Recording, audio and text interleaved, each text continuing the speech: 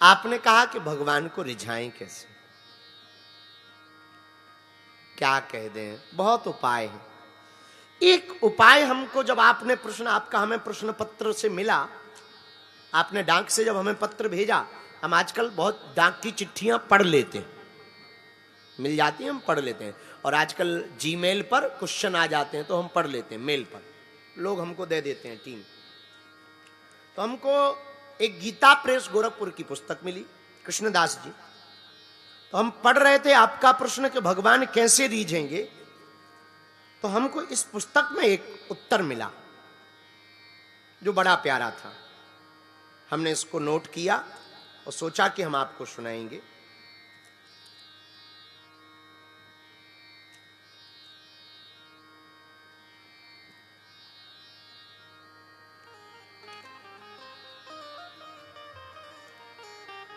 हाँ, मिल गया। आपने कहा भगवान रीझेंगे कैसे। भगवान को रिझाने के अनेक उपाय। एक गांव का देहात का आदमी था, बड़ा भोला भाला, सीधा साधा आदमी था, ज्यादा पढ़ा लिखा नहीं था, होगा कृष्णदास तुम्हारे जैसा। तो उसने किसी महात्मा से पूछा कि भगवान तो बहुत अनंत है, उनकी स्तुतियां संस्कृत में हैं, हम तो गांव के गवार हैं, अनपढ़ हैं, अब हम भगवान को, हनुमान जी को या ठाकुर जी को कैसे रिझाएं। जगन्नाथ प्रभु का वो भक्त था। तो बोले महाराज, जगन्नाथ जी भगवान को हम रिझाएं कैसे, अपना कैसे बनाएं, कोई ऐसा उपाय बताओ। तो महात्मा ने कहा भाई गीत गाया करो, कीर्तन किया करो। महाराज हमसे कीर्तन बनती नहीं। भजन गाया करो। महाराज एक आध भजन आप ही सिखा दो। तो वो महात्मा भी अच्छे थे, सज्जन थे। तो उस उड़ीसा के भगत को, पुरी के भगत को, जगन्नाथपुरी के भगत को, भोले भाले गांव के आदमी को एक पद की 2 लाइनें पंडित जी ने, महात्मा ने सिखा दी। मैं हरि पतित पावन सुने। भगवान हमने सुना है कि आप पतित पावन हो, मतलब पापियों को तारने वाले। पापियों को तारने वालों को कहा जाता है पतित पावन। मैं हरि पतित पावन सुने, मैं पतित तुम पतित पावन। भगवान मैं पापी हूं, आप पाप को मिटाने वाले पतित पावन हो। एक काम करो, दोनों नामों की लज्जा रखो। हम पापी हैं और आप पतित पावन हैं, जोड़ा बढ़िया मिल गया। ये तो वही वाली बात हो गई, लड़की को नहीं मिल रहा था लड़का, लड़का से पूछा क्यों शादी भाई, बोले नहीं भाई। लड़की बोली हमारी भी नहीं भाई, चलो चैया मैया हो जाए। यही इस भगत ने कहा महाराज आपका नाम पतित पावन है, हम पापी हैं, लो बढ़िया जोड़ा मिल गया, अब हम आ गए हैं, तो तुम पतित पावन होने का प्रमाण दे दो और हमको पापों से मुक्त कर दो। इस श्लोक का, ये गीत का ये अर्थ है। महात्मा जी ने सिखा दिया।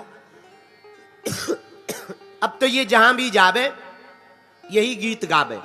मैं हरि पतित पावन सुने, मैं पतित तुम पतित पावन, 2 बानक बने। जगन्नाथ जी के मंदिर में गया, लेकिन गांव का भोला भाला आदमी, सीधा आदमी, कृष्णदास जी ध्यान से सुनना, सीधा आदमी। अच्छा ये लाइन भूल गया। जब मंदिर गया तो भीड़ भाड़ में लाइन भूल गया। सोई दोई इसने हाथ जोड़े और जोर से चिल्ला पर करके बोला, हे भगवान तुम पतित हम पतित पावन। हे जगन्नाथ प्रभु तुम पतित हम पतित पावन। और जहां इतना कहा, सोई भगवान जी और गोसाई जी सबको हंसी आ गई। जगन्नाथ जी भी हंस गए कि आज तक हमने पतित बहुत देखे, पतित पावन पहली बार हमको मिला है। भगवान भी हंस गए। जैसे ही सब हंसे तो इसको लगा कि कुछ गड़बड़ हो गई। इसने कहा रोको रोको रोको, भगवान रोको रोको रोको, गलती हो गई गलती हो गई गलती हो गई, हमको ये नहीं कहना। प्रभु मैं पतित तुम पतित पावन। सोई भगवान जगन्नाथ जी बाहर मंदिर के आ गए, हाथ पकड़ के बोले नहीं नहीं वही सुनाओ, जो पहले सुना रहे थे वही सुनाओ। बोले क्या? बोले जो आपने पहले कहा था। बोले प्रभु हमसे भूल हो गई। बोले वही भूल में तो हमें बड़ा मजा आया। भगवान बोले आज तक हमारा भर नाम पतित पावन था, आज बढ़िया रहा, हमको जोड़ी वाला मिल गया, हमारे ही नाम का दूसरा आदमी मिल गया। और भगवान रीझ गए। अब बताओ, साधारणतया लाखों करोड़ों साल जप करते तब ठाकुर जी मिलते। न जाने कौन से गुण पर दयानिधि रीझ जाते हैं, न जाने कौन से गुण पर दयानिधि रीझ जाते हैं। यही सब ग्रंथ कहते हैं, यही सब वेद कहते हैं। न जाने कौन से गुण पर दयानिधि रीझ जाते हैं। भगवान किस गुण पर रीझ जाए कोई ठिकाना नहीं। भगवान बहुत सीधे सरल है। आप ज्ञानी बनकर जाओगे सो पता लगे भगवान ना मिले, अज्ञानी बन के जाओगे कहो पता लगे जल्दी मिल जाए। और जितना जल्दी भगवान ज्ञानियों को नहीं मिले उतने जल्दी हमारे जैसे तुम्हारे जैसे मूर्खों को मिल जाते। हाँ, अच्छा इसका मतलब ये नहीं है कि तुम लठ लेकर के घूमो शुद्ध मूर्ख बनो, ना ना ना, वो तो सहज आता है, बुरा ना मानना। जो सच्चा और अच्छा होता है ना उसका दिल बच्चा होता है। जो सच्चा और अच्छा होता है उसका दिल। सच्चे आदमी की एक पहचान है। हमसे कोई पूछे कि सच्चाई वाले आदमी की पहचान क्या? सच्चे आदमी की एक पहचान है, उसका दिल बच्चा होता है। ये सच्चे आदमी की पहचान। भगवान रीझ जाते हैं सर। कृष्णदास, तुमने पूछा कि भगवान को रिझाएं कैसे। एक महात्मा की कथा सुनो। राजस्थान में एक गांव में कथा हुई। एक महात्मा जी वहां रहते थे राजस्थान में। गांव में कथा करने गए। पूरा गांव का लोग जैसे तुम लोग कथा सुनने आते हैं वैसे ही वो आने लगे। एक बूढ़ी सी माता जी का एक बेटा कथा सुनने रोज जाता था। तो एक दिन पंडित जी के चरण पकड़ के जब आरती हो गई, आरती के बाद पंडित जी जाने लगे। महाराज महाराज सुनो हमारी विनती सुनो। हाँ क्या बात? महाराज हमारी माता जी बूढ़ी हैं, बहुत उम्र हो गई है, कथा में नहीं आ सकती, आप कृपा करो हमारे घर चलो, झोपड़ी में चरण रख दो, वो दर्शन कर लेंगी, कथा में आ नहीं पाती। अच्छा कोई बात नहीं, चलो भैया कल आएंगे। ठीक है महाराज। दूसरे दिन लेने आ गया, घर लेकर के आया, आसन दी, बिछाया, बैठाया। माता जी को आवाज दी, ओ मैया आजा आजा आजा, जल्दी आ, पंडित जी आ गए, व्यास जी आ गए जो कथा सुना रहे। अच्छा अच्छा महाराज, महात्मा है, महात्मा बड़े अच्छे महात्मा है। हाँ भैया। बूढ़ी सी मां लाठी का सहारा लेकर के आ गई। मारवाड़ी थी वो। उन्होंने प्रणाम किया। महाराज थारे खुर लागू, अपनी मारवाड़ी भाषा में, टूटी फटी मारवाड़ी भाषा था। महाराज थारे खुर लागू, खुर लागू खुर।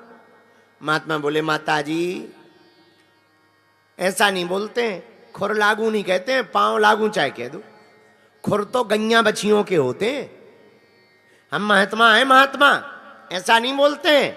ऐसा बोलोगी उल्टा सीधा नरक जाओगी, नरक, नरक मिलेगा नरक। सोई बूढ़ी माता जी दोनों हाथ ऐसे फैला के बोली महाराज नरक हमारे जैसे लोगों को कहां भाग्य में है, नरक तो आप जैसे महात्मा जाते हैं। हमारे जैसे लोगों को कहा, आपके जैसे महात्मा नरक जाए। अरे महात्मा खिलखिलाकर हंस गए, खिलखिलाकर हंस गए। जब ये कथा हमने सुनी तब हमें एक बात याद आई, जैसे भोली भाली भाषा पर महात्मा खिलखिलाकर हंस गए, ऐसी सीधी सज्जन भाषा पर परमात्मा भी खिलखिला करके हंस जाता है और परमात्मा भी रीझ जाता है। परमात्मा भी सरलता। अच्छा, सरलता बड़ी अद्भुत होती है, बड़ी। ऐसे ही दो लोग ट्रेन पे जा रहे थे, आपने पूछा ना कृष्णदास भगवान रीझते कैसे, हम तुम्हें ट्रिक बता रहे हैं, उपाय। और सुनो, दो आदमी जा रहे थे ट्रेन पर, गांव के आदमी, सीधे साधे भोले भाले आदमी ट्रेन पर चढ़े, टिकट नहीं थी। टीसी ने पूछा, टिकट दो, टिकट साहब है नहीं है, जल्दी में चढ़ गए, ट्रेन छूट रही थी, क्षमा कर दो, और पैसा भी नहीं है, गरीब आदमी है, गरीब आदमी, गरीब आदमी, गरीब आदमी है, गरीब आदमी है, सूखी रोटी खाते हैं, सूखी रोटी खाते हैं, गरीब आदमी। टीसी बोला, भैया तुम सूखी रोटी खाते हो तो क्या हम गोबर खाते हैं? अब उनका जवाब सुनना, सामने वाला बोला, हुजूर बड़े हो, कुछ भी खा सकते हो।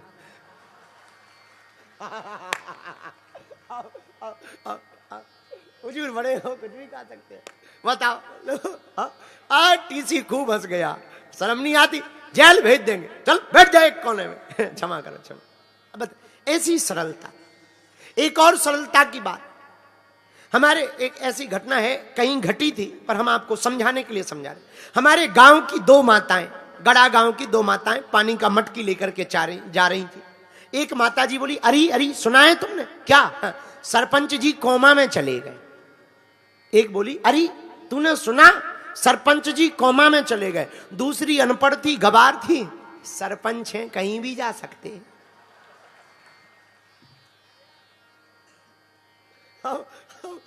सरपंच कहीं भी जा, बताइए। तब तक तीसरे ने कहा कि अरे वो कोई विदेश नहीं है, कोमा में मतलब मरने की कगार पे चले गए।